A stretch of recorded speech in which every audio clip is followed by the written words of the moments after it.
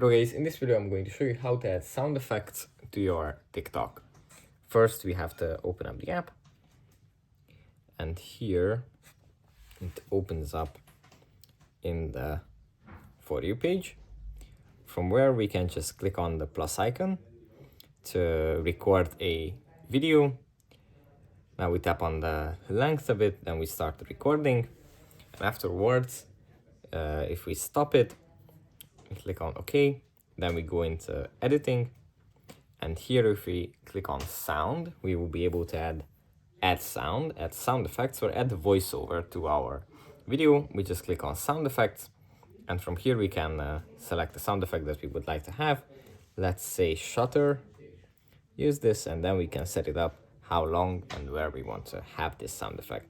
Then we just click on next, and yeah, that's basically it for this video. I hope it was helpful for you guys, and I'll see you in the next one. Bye.